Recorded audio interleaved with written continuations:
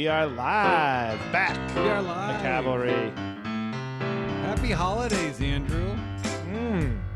Yeah, War on Christmas. Let's see, War on yeah, we're participating in the war. No, happy holidays. Merry Christmas. Thank you. You guys, what do you have like big Is it like all Christmas at the house? Are you like all decked out? Is it decorations and all that? We're pretty ducked out. We got lights in every room on the house. The lights are dimmer than when I was growing up. So like the lights on our house, I put lights all over, but it's not very bright. Maybe I just got the cheap ones.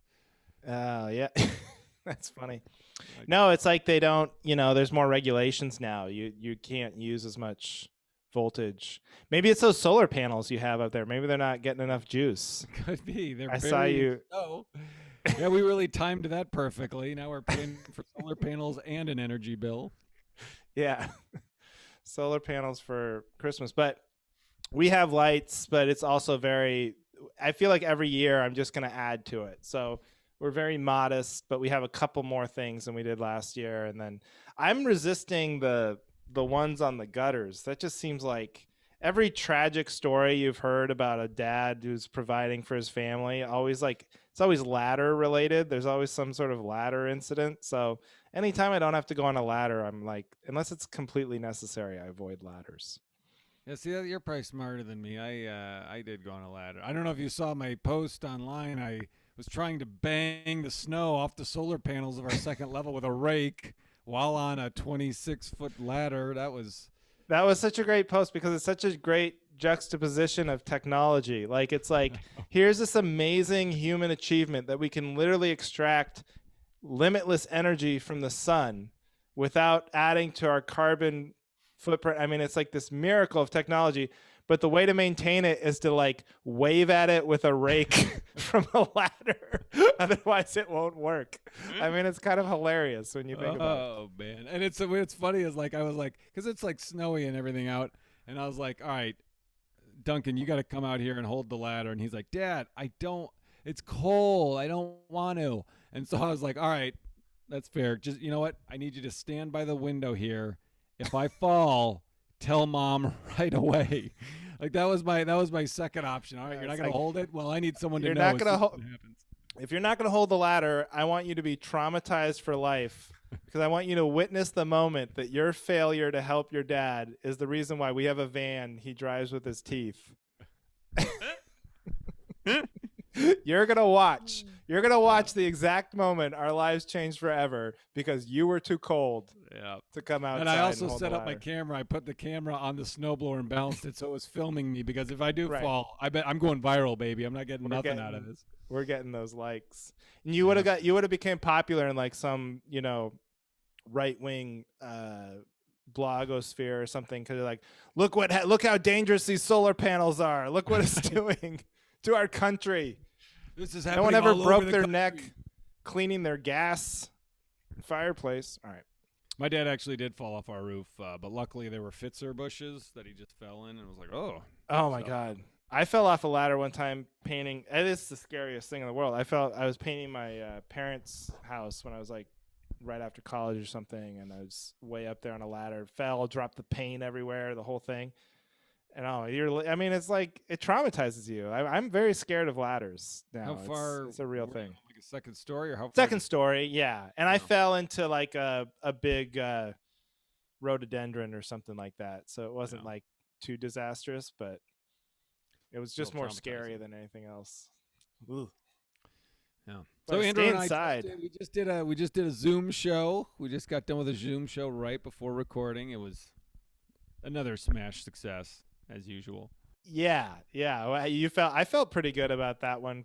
It's all comparative to like the worst ones, Yeah. And I've actually I did 7 shows yesterday. Yeah. It's holiday party season. Everyone has the same idea. And you do you're just going down to your basement or wherever, but still you can get tired. Yeah, no, you get I forgot. Okay, so it's been a long time since I've done enough shows in a day where I'm sick of myself. Mm-hmm. Because during the pandemic, it's mostly been like, oh my God, I'm so desperate to have any sort of validation or creative outlet, or because you're used to going on stage every night. But yeah, this because of these holiday parties and it's so popular with Zoom, it's like last few days I'm like so sick of these jokes and so sick of myself and talking into a microphone. And I'm a little sick of these people too, because just like I'm feeling a little bit of the like these other shows that we do they're usually very appreciative because it's like we do it half the money goes to the food bank, and it's not their Christmas party, it's just like some Friday afternoon, something different, and they're very appreciative. But when it's like a old school Christmas party vibe, the arrogance comes in, and the I'm not finding the right word, but like that sort of like we deserve this, and it's like, oh, we thought we were going to get something a little better than this. I'm getting that vibe a little bit more, which is what you normally get with corporate shows. Right. And this one guy earlier today, I was on with Tyler, and both Tyler Bowe is a comedian, and we both live in Portland. And he said something about Portland, and there's this big group from Cleveland, and this guy the guy here's Portland. He's like, yeah, Portland's a great place to live. And then this guy's like, really, Portland? I'm like, dude, you live in Cleveland. You cannot. When is Cleveland is the glass house you cannot throw the stones from? You know. Yeah. But anyway, I was getting a little annoyed, I'm a little fried, but with those. Or definitely with these corporate ones, you're a little more restricted in as far as retaliating and stuff like that, because it's like, I don't want to get a bad mark. I know, but it's a weird feeling because the greatness of the virtual shows, which we've talked about before, is that you just hit the button and you never see these people again. I mean, that is the most wonderful, and I forget about literally, I don't even remember doing it. Like, if you do a live show, you remember it, you traveled there, you had a hotel room in the town, you had to talk to the people before and after and try to sell them stuff. That's burned in your memory for a very long time. And if it goes bad, it's really burned in your memory. Yeah. These Zoom things, I forget. You said you did 6 yesterday. I don't know. Maybe. I mean, I couldn't even tell you how many I've done. Like I forget about it the second I close my laptop. Yeah. It's great. It is nice. Yeah. Oh, man. This is some good pre-show banter. Oh, coming out hot off the press. I know. A lot built up. Wait, so I'm confused. You tell me, but this is not our pre-Christmas show. There will be a show that comes out before. There will be a show that comes out before. Okay. Because I want to make. I thought we should do some sort of holiday theme where we should I not wear it this show? No, you go. That's too late now. Yeah, let's cut that whole first part. And let's remember what you said. We'll say it again without the Santa hat and the lights in the background. No. But yeah. All right. Well, should we get into it? Well, I have another pre-show band. This is not. Don't let me rush you. Back up on, but just I guess I realized this recently, and maybe you can answer why does Venmo have friendship relationships? Oh my God! I got a friend request from my wife on Venmo. From your wife? I'm paying someone, and I'm seeing corporate parties that paid you, and I'm like, well, I don't care. These people paid Andrew. Why am I being told about this? Oh, we're friends on Venmo. That's so funny. So it's like, I was gonna say the one reason why I could see you want to be friends on Venmo is to be sure you're sending the money to the right person, I guess, like because you. But that would only come into play if you're like repeatedly. Yeah, no, I know. I'm just trying. That was just devil's advocate if I could think of any reason. But then the fact that your wife friend requested you, that makes no sense. But I think it's because my real reason, I think, is because all of these apps, it doesn't matter how they start, right? Like you could have an app for recycling cans or something. And you're like, we're going to make can recycling the most efficient. You use this app. But it's all just a way to get into your life and take over everything. They all have this big brain thinking like Facebook, started out as just a way to rate how hot people are or whatever. And now it's like this thing where you're using your Facebook to log into your bank accounts, like literally, Right. you know? So they all have this idea like we're going to start one place and just take over the world. But the problem is they're all trying to do that, you know? Like Grubhub thinks they're going to be your, you know, you're going to wear t-shirts or something that says Grubhub. They all think they're going to do this. So it's like you all can't do it. You all can't be my every go-to app, you know? Have some I think dignity. that's why. Know what you are. Yeah, just specialize. Be the little corner store app, you know? Be the little shoe repair guy and don't be so ambitious. That's the problem with all that Silicon Valley stuff. They all have like Lex Luthor level ambition. Are there still shoe repair places? There is in Little Armenia Oh, back in LA. I'm sure they're all fronts for you know, whatever, but you know what I went to should today? I be. went to a vacuum repair shop today. did you I thought those were. I mean, I Wait, guess are you there's being a reason- serious? Yeah. Oh my God, I tried I to do take it that- apart a bunch of times, and I had to take it in. The guy opened it, took out one of those googly eyes, and was like, "Here's your problem," and he didn't charge me. Literally, it sucked up the googly eye. Like Sucked the up one of thing those that you adhesive put on. googly eye things for puppets or whatever my son was doing in art class. And I was like, "Oh, Here's well, your I- problem right here. Oh, what is this? A Hoover? Yeah, it can't handle these googly eyes. You want to be careful around those. Yeah. Dude, that's so funny. I literally have a joke in my act about an old joke about a vacuum cleaner repair shop in Little Armenia and how that's how I knew it's like a shady neighborhood because there's no way it's real. And you Oh, actually that's went funny. to I've heard you say it. I think I heard you say it on the cruise ship because when you said Little Armenia, I was like, "Wait a minute, this is sounding familiar." Dude, yeah, you literally went to a vacuum cleaner repair shop. This is just completes the circle for us, I think. Yeah. That's Did the guy seem legit? Did he seem like he had enough business? Yeah, and you know what's funny is I walk in. I mean, there's nobody else in. There's just one guy, and he was vacuuming the store. Doesn't that just seem weird? Like, he's what are just the constantly odds? just constantly vacuuming to show off the goods. Yeah, it was immaculate. Well, and also- I gotta give it to him. If you have a carpet in a vacuum cleaner repair shop, it's a lot of pressure. I mean, you can't have a dusty ass carpet in a Right. vacuum cleaner repair shop. That thing's got to be pristine. If I open up a competing repair shop, I'm gonna go into his place with a bunch of googly eyes and Sabotage. sabotage it. That's what he probably does. He probably drops googly eyes everywhere, hoping like every party Drum he up goes business. to. Yeah. Yeah. Oh man. All right. Well, you answered my Venmo question. Well, I don't know. Maybe I did, but the You know what I'm gonna do when it's my wife's anniversary? I'm gonna write her a big, nice, long poem, like how people do on Facebook. They're always like, "Honey, you are the sunshine of my." I'm gonna do that on Venmo. Can you post pictures on Venmo? I don't know. You can do little emoji pictures of vacuum cleaners and dollar bills. What's funny is if you did like a really heartfelt message on Venmo, but then didn't send her any money, like send her like $8 or something. I don't know. What's the lowest amount of money you can send on Venmo? I would think you would know that, don't you and Heidi? Like pay each other for the Netflix bill and stuff.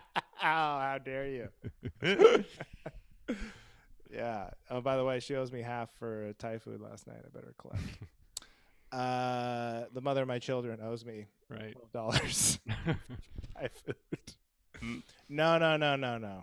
But you know that Venmo thing that leads me in perfectly. If you unless you have more pre-show banter, 'cause I do not want to rush you. That's good. We're good. Because that is like the perfect segue to my first thing I feel like I need Okay. backup on. So my daughter, I have to get this birth certificate for my daughter. And it's this whole rigmarole. So first of all, they don't just give you a birth certificate.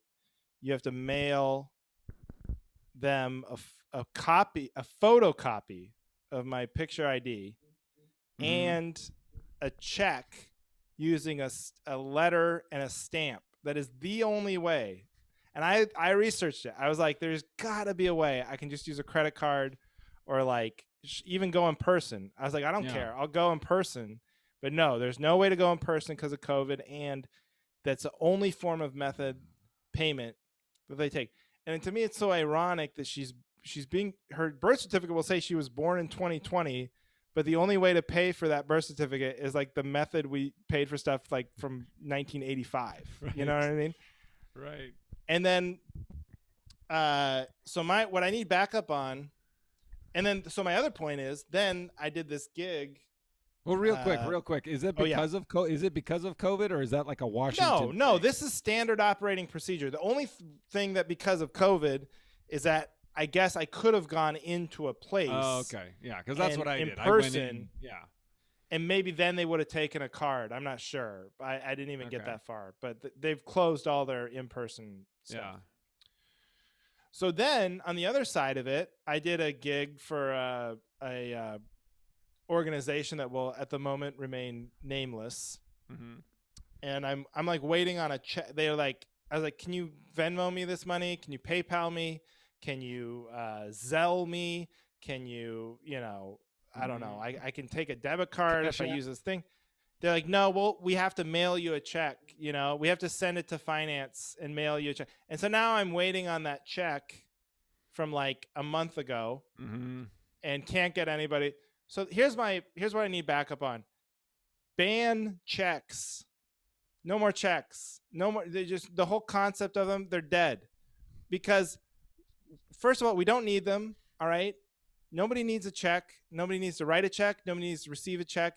You can be like, oh, but it's more real than electronic. I don't want to do. It's the same fakeness as it is on a computer. It's just a piece of paper. It's not money. It just represents money the same way Venmo does.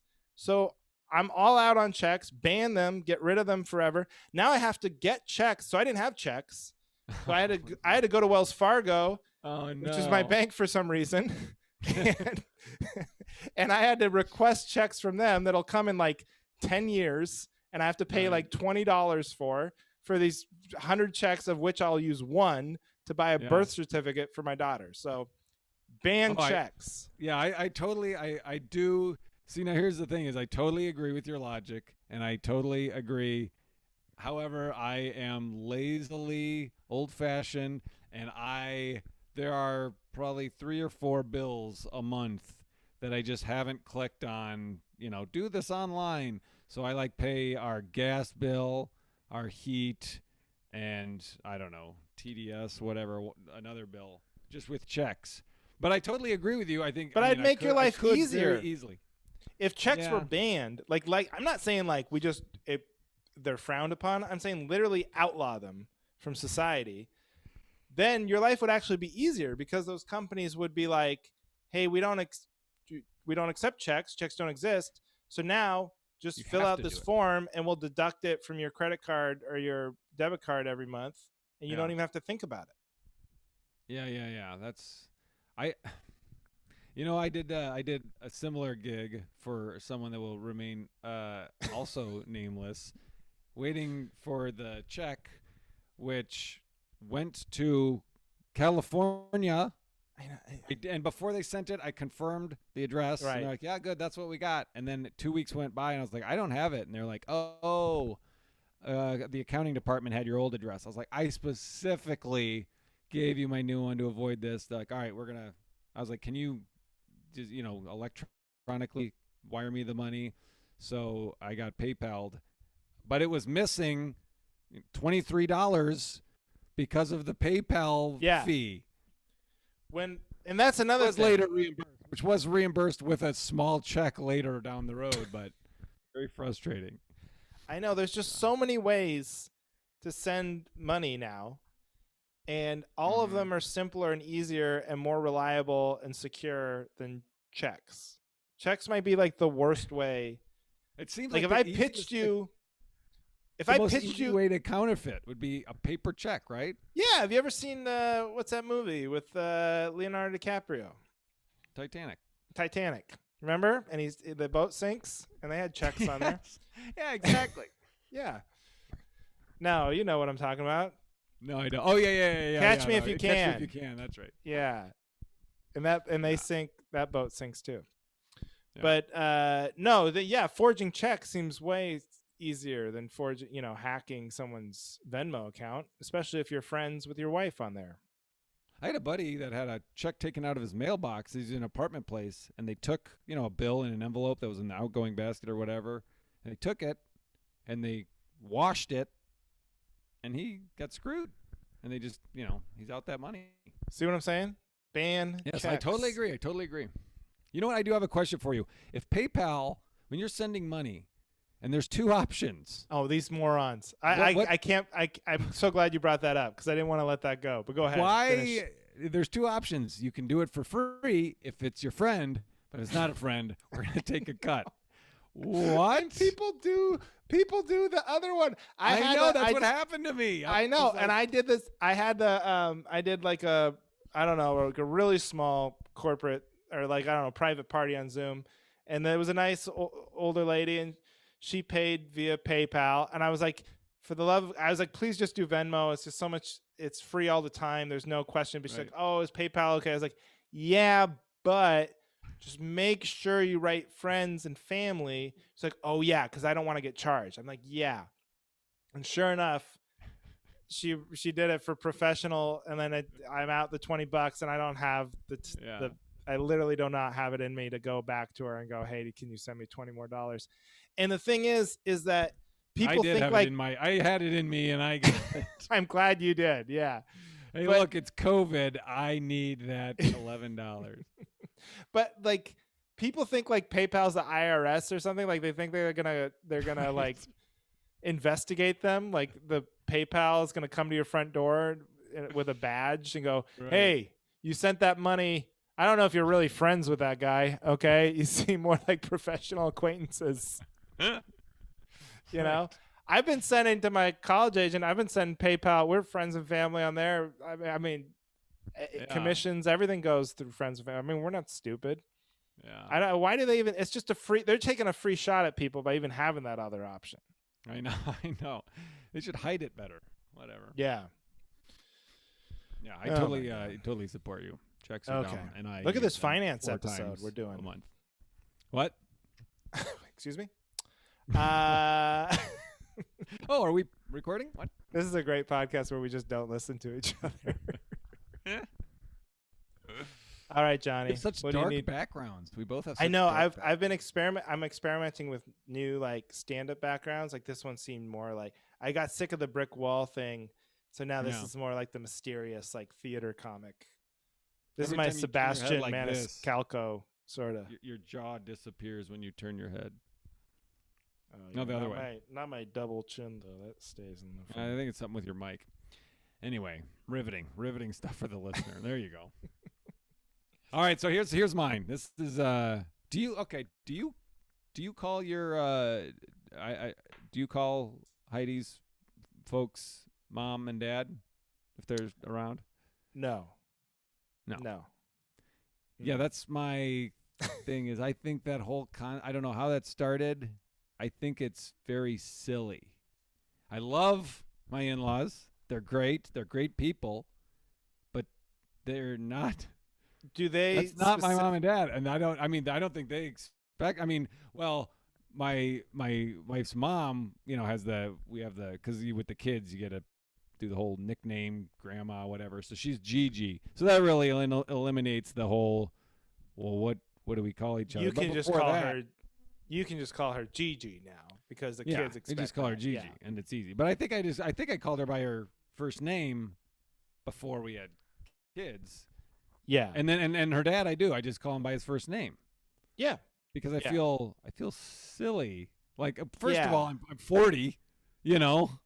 Well, that's it, 30, right? I was 30 when we got married, and so but still, it's like two grown adults. All of a sudden, I'm going to start calling you dad.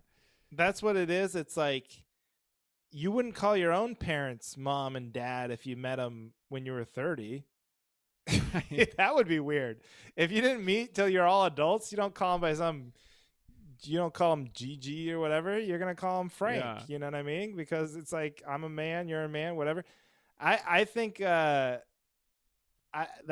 always like a trope in the movies, where they're like some call me mom, I'm mom now, or call me dad, I'm your dad. It's like I've never actually met anyone I think that I know in my life that really follows up on that and calls their in-laws mom and dad. Well, see, and it's weird. It's interesting for me because I never would have thought it was weird or taken this stance because I never would have thought of it like deeply at all before until I was married and I was in that spot because my brothers-in-law called my parents mom and dad, and it just seems natural. Yeah. Both my brothers that are married call their in-laws mom and dad, and it's not weird, but I don't know. I'm not passing judgment. I think it's Oh, I'm I think passing judgment. weird. Well, it's like babe. It's like when you start calling your Strange. wife babe or your girlfriend babe. Like what? How do you start that? Like I call Erin babe Yeah. all the time, but the first time I had to have done it, it had to have been weird. Like to call someone babe. Like it's just like You, I don't know. That we transition don't is we don't we can't do we're so weird. I can't do babe. We don't do babe. I don't do like honey. You know, we use like all the pet names get used for the dog. Everything the mm, dog gets like there's a million like cutesy names for the dog that I'm too horrified to even you call your dog Gigi, utter. Yeah, I call her Gigi. I call my dog Mom sometimes. right? But my wife said the other day, Heidi, she was like, because I'll call her mom now because she's a mom, you know. And I was like excited, like, hey, come see your mom, you know, to the baby or whatever. uh, She's like, I can't call you dad. It's too weird.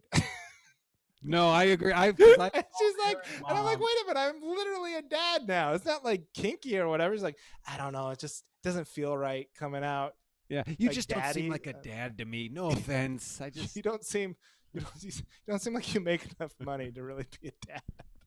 And you're scared of ladders. It's not very dad behavior. yeah. To be fair, little clarification. I don't call her babe around other people. It's just I don't Right. know. You keep that for your own. If I call her, you know what I call? I guess I call her. I mean, we just call each other babe around the house, whatever, and we don't out in public. But if we do, if I call her Erin at home, like in private, like at home, hey Erin, can you help me with this? She was like, well, are you mad? Oh, okay. I can always tell you're mad when you use my name. Like what? It's so like, Yeah. how do you get into that? I think I call Heidi even when I'm not mad. I'm trying to think. Well, what else do you call? I mean, do you guys just call each other your names all the time? If you don't, Yeah, I think for the most part, yeah. Yeah. I'm really thinking now cuz I'm sure we call but yeah, like I said, we save most of that cute stuff for the for for the the dog, dog. to be honest with you. And now the baby. The baby gets a lot of it, but Yeah, but yeah, I'll call Erin. It's still weird. I don't like to call her mom because it seems because there's already I don't want her to feel like, oh, I feel like she is. I'm one of the kids because she already has issues where it's like, oh my oh, god, I right. feel like I have 4 kids, and if I start calling her mom, that's just going to reinforce Yeah, that. yeah, yeah, So yeah, I'm very yeah. careful. I only call her mom if I'm talking about her to the kids, or oh, Right. mom's making dinner, not hey mom, Right. when's dinner ready? Because I try to do that like I try to do that like Blake Shelton thing where I was like call her mama, you know, like I'm a southerner or whatever. Like hey yeah, mama or what, but it doesn't, I don't know. It doesn't seem to be catching on. I'd be like, her calling you daddy. I just don't feel comfortable Yeah, calling I you don't feel comfortable daddy. calling you dad or daddy or No. father. So you agree. So what do you just call your in-laws by their I first call my names? in-laws by their first name, Yeah, Michelle and Scott. there And you go. my mom or Heidi actually talks, you know, it's endearing. It's not like out of disrespect, but she'll call her mom like Shelly, you know, just to, I think it's like a in a fun, cute way. Like she'll refer to her as Shelly and not Oh, her always own mom. mom. Her own mom. So that Okay, opens it up. That'd be even weirder for me to call her mom, yeah. you Right. know, If Heidi doesn't even do it. like Shelly, come on, it's mom. Mom's here. So, but yeah, and that's been a big question too. Like both grandparents, or both grandmas, like my mom and her mom, have both been like, what should I be called? Like, I don't want to be. They don't both want to have the same grandma or whatever Oh yeah. name Now that you've had because kids. you want a distinction, you know. And so they've been batting around a lot of different ideas. But it's kind of true. Like you kind of have to wait till the kid. I think the kid gets to weigh in a little bit too, like what they can say or what comes out or whatever. So No, you gotta no, label you got to it. choose. You gotta. Who knows what horrific name they could come up with? We call Aaron's mom Gigi because her name is Gay, so it's just gay grandma gay, I should say, My grandma gay gay. grandma. My Gigi, gay yeah, grandma. yeah. Yeah. Gigi. Okay. And then what's the other? Oh no. And And then then yeah. and then the kids call her dad Papa, so it's Gigi, and then Papa, Papa. yeah, Okay. and then I'm dad. My my mom's parents were Swedish, and so then we called them more and Morfar, which is like the Swedish version of like grandma and grandpa. So it made it easy. And then my dad's parents, they were just grandpa and grandma. It was very simple. So Yeah, that's what was on my dad's side was grandpa. Then my mom's Polish, so it was Nana and Ampa. yeah, the ethnic thing helps Yeah. if you can dig deep there. But I guess we'll see. Hey, that'll be a cliffhanger. Listen to future episodes and find out Yeah. what my You got time. daughter Yeah, calls her. you got time. Oh yeah, lots of time. Yeah, Yeah. not pressing on that. So, So, but yeah, I forget whose turn it is. no, it's your turn because we agree. Oh, that's okay. ridiculous. Yes. So, obviously we've been doing a lot of like since the pandemic, a lot of online shopping, But here's what I need backup on. I think that there's been everybody's very reliant on reviews now, and I think we've talked about reviews before, but like too reliant to the point where the store or whatever you're buying from has become like borderline abusive in soliciting the review from you. So now it's like you're not only do you owe the money for the product, you like owe the review. It's like gotten to the point where it's like an expectation. It's like this costs $49.99 and 10 minutes of your time to go on Google and review us. Like I had a plumber texted like 4 times and like, hey, have you sent the review? Have you done the review? Have you done? I'm like, I feel like he's going to send me to collections if I do not finish his review. My wife got acupuncture, before she gave birth. It was supposed to help. Yeah. And same thing. The acupuncturist knew that she had just given birth and sent like follow up after follow up on a review. And so I guess what I need backup on is reviews are not part of the transaction. Reviews are great when they happen and when you feel compelled to give them. Great. And it's organic. It's got to be organic. You can't expect it. Like you can't demand it from your customers. And if I feel like I'm being pushed, if I get one more of these like unsolicited, like please review me things, I'm going to write a bad review. Yeah. I'm going to be like, this was great, except for the part afterward where I got hounded to write a review for 2 months. Yeah. That's if I was a business, that's what I would be. I would be scared of like, oh, I'm going to annoy them by asking. It's safer to just let them be and hope they. You ever like do where you're on hold? You call someplace. I don't know. I think this happens with my bank or wherever. But like I'll be on hold and they'll be like, after the call, press. Would you mind doing a brief survey? Press 1 if you wouldn't mind doing that. I'm always like, well, this is kind of a hostage situation. I want you to are they picking up the calls of people that say yes before mine? So I always just say yes and they don't. I always say yeah, exactly. I always say yes, and then it's like, really, this is the problem with human nature. But I only really want to do the survey if they piss me off, because then I can go on there and be mean. Right. And then if they're really good, you're like, oh shit, I'm gonna have to. Now I gotta do the survey and be nice. But I always say yes, but I feel like this has happened where I say yes, the call goes very poorly, whether it's my fault or their fault, whatever. It just it disintegrates into a poor call. Yeah. And then afterward, there's no review, and I'm ready to give it, but then it never materializes. And I bet they just hung up on me. They're like, we're not letting this guy give a review. Screw up my monthly bonus. Screw that. Yeah.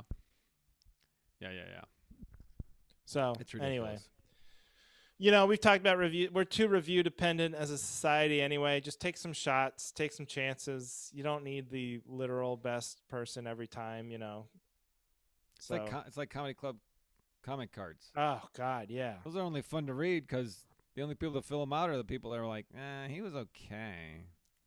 I He remember kinda Yelp. bothered me. I remember Yelp came out like towards the end of the club where I started this giggles, and there was nothing funnier than going on and reading the Yelp reviews of this comedy Of the club. club.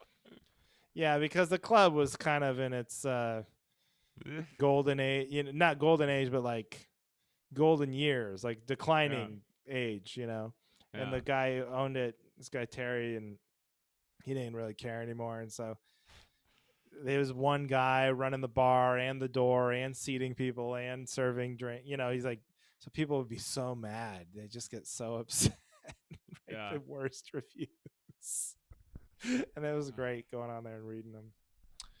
But yeah, I get it for businesses because it's like your whole business, and it's with comics too now, like reviews are very important and everything and can affect your business. But yeah, I feel like I would feel weird asking somebody once, but to follow up 3 or 4 times, like, you're insane. Do you ever do anything on Upwork? You know what Upwork is? It's like freelance writing or it's freelance anything. But I do, like, I have an account, and so I do freelance writing. I mean, it's anything from, punching up comedy to corporate speeches to best man, just anything. And I always, any job I submit for or do, they've always been happy with. And I just recently viewed my profile, and they have something called Job Success Score, and it's at 65%. And I was like, what the hell? Like, that's totally hurting me and preventing me from getting work. So I do research, and it's like they have this algorithm that's like, if you have long-standing relationships with people that you do, because there's a lot of people that I do like as needed work where they're like, oh great, if I have something else, and so it's just an open contract. Well, you get penalized if you have open contracts, even if they're happy, even if they leave positive feedback, if you're not constantly doing it. And so I'm like, well, now I got to try to. So now I got to. I don't know. I got to try to figure out, but that just seems stupid to me because everyone's happy. No, see, that's what I'm saying. The whole review system, it's like it's flawed. I did. I did one like that. We've talked about this before, but that Bash or Gig Masters or whatever. I did one on there, and the lady was like very happy. It was the lady who paid on PayPal and cost me $20. And so she left. They have all these categories. It's like, the content of the show, the professionalism of the performer, the communication before the show. And it was like 5 out of 5 on all of those. And then overall, it was 4.5. And I was like, why? Why did you, what happened? Why not just, and I think there's a phenomenon that happens. And it happened with my wife one time with our neighbor because she wanted a recommendation for some job or something, and she was looking for. So she's like, "Yeah, I gave you a 4 out of 5 because I didn't want to like make it seem too unrealistic or." And it's like, don't worry about that. It's all computers. That's my problem, care. not yours. Yeah, just make it seem unrealistic, and then if they think it's unrealistic, then whatever, then they can ask. But yeah, no, it's like so. I think that I wonder if that lady dinged me because she was like, well, I don't want to just. It's boring if I just do all 5 stars. If you're listening to this podcast, spicy. Right, and you're gonna leave a review, don't worry about making it realistic. Just give the whole 5 stars. No one's gonna investigate it. Oh God! So on Gig Masters, I did one. This is the worst. This was the worst possible. So I do this private show. This is in California for. I don't know if I should say the organization. It's like. It's for women. They give out like pepper spray. They teach courses on how to. It's all women that have had terrible experiences at some point in their life. The Make-A-Wish Foundation. No, it's like Mary Kay, but it's for women's self-defense type stuff. Okay, so they're like, she hires me. She's like, now, nothing, nothing sexual, nothing anti-women or anything. Oh, really? I could have figured. And you've got your red pen out. You're like, oh boy, all Right. right. Well, it's gonna be a short Yikes. show. Nothing left. So I do my show very, very carefully, and it went over. I mean, it went fine. It was good. And then the review the review was like middle of the line, whatever, and it was like a raving review. It was like, oh, blah blah blah, it's so great, interacted, blah blah blah, blah blah blah. The reason I didn't give him a complete 5 is because some of the people that attended the show were highly offended. Other than that, it was great. I recommend Johnny. And I was like, you can't. And I reached out because it's like, it was like a huge yoink. And I was like, the review, because she like wrote the paragraph. It wasn't just like a score. I was like, Yeah. your thing says it was a great show, except a lot of women were highly offended. I can't have that on my profile. And she's like, oh yeah, I thought it was great. I'm just going by some of the feedback. And I was like, can you please, I will write an apology. I just need to know what you're talking about because I am clueless as to what happened or why. And it was the credit card swipe joke. Like, apparently that traumatized some women. I talk about, because of doing that to a stranger, and that was a trigger. And so I had to write a letter like, oh, that was very insensitive of me. Well, and also I love these people. It's like they feel like they're journalists or something. They're like, well, I can't just omit from my review. There's people reading this, and it's got to be it's like, who cares? Just leave the 5 stars and say it was great. If you were happy with it, you have to include every damn thing. The person, did you interview every single person and asked, yeah. The review system is all screwed up. Let's just put it really there. Let's get rid of that Johnny. And checks. All right, my last one is really stupid. So I'll just say it. Okay, so are you? Saved it. So I when I cook, which is not very often, I clean as I go. I mean, I got to measure. I'm a very slow cooker because I don't do it very often. But I like to, when I'm done cooking, I like to be done with the mess. Yeah. And when my wife cooks, it's, oh, here, I'm measuring cup, throw it over your head, this, blah, blah. Everything's just super filthy. And then here's dinner, and you look at the counter, it's like, what the hell? A bomb went off. Yeah. And I can't, she made dinner, so I can't, like, criticize how she did it. But it's just two different systems. Like, when I'm done cooking, I want to be done with everything. I don't want to be like, all right, we are halfway done with the process. I'm telling you, Johnny, it's so great. I really do feel like we're just living these parallel lives. It's the exact same thing. I clean as I go, and I'll tell you where it gets really unfair is because the whole thing, like, well, I cooked, you do the dishes, right? Well, yeah, but these are two different dishes we're talking about. When I cook, there's very little to be cleaned up. I mean, basically, it's putting away leftovers. The plates. It's the plates you ate and off the plates. When you cook, you're right. Like, I'm painting the kitchen again, and like there's like, there's a lot going on, and then it's always like she'll get. We have this tension where like, I'll have to get it kind of. She's like, just leave it, just relax, and it's like, I can't relax. It bothers me. It bothers me. Yeah. Oh yeah, we're the same. And then she's like, if I start doing it, she's like, just quit. She thinks I'm being passive aggressive or something, and it's like, it's not about being if you clean while she's cooking. Yeah, or even if I just start cleaning and she's like, no, I'll do it. She says she'll do it, and then I start doing it, and then it's like, it has nothing to do with, I don't care whether you do it or not. Really, it's like I kind of don't like it there. I'll do that. Sometimes I'll do that. I'll put stuff away while she's cooking because I'm just like, well, there's clutter everywhere. Like, where's the salt? Where's the salt? I had it upside down under the cabinet. Oh yeah. Put it away. Well, I need it again. Yeah, and that's where I get in trouble a lot too. Like, I'm always like, if there's like a water glass or something, it's got like, an eighth of the glass left. I'll just take it and pour out the water and put it in the dishwasher. And then it's like this whole thing. Where's my water? Where's my water? Where did my water? I was like, I don't know. I probably put it in the dishwasher, but guess what? There's a whole covered full of glasses, and this water, it's just as much as you want. It's all you can drink here at the Slater house. So feel free to get more, but then it's all so I've got to be careful about what I did. I will take fault though. I will take fault because I did that to her wine glass the other day, and even I would be upset about that too. Like she had like a good chunk of wine left. Different. That's much different, and that's my bad. I'm gonna wear that one. That was my bad. So I'm officially. So this isn't just me, giving one side of the story. I'm gonna wear that. That was bad. Yeah. Well, I think this was a successful backing up session. I hope Heidi doesn't think we're just faking it because this is. No, this was from the heart. 4 for 4. I didn't have to try on any of those, and often on this podcast I do not try. So, good job, buddy. You too. Next do you week, have any post-show banter while I check to see if we have any reviews. Oh, I already checked. We have a review, but you do? They did.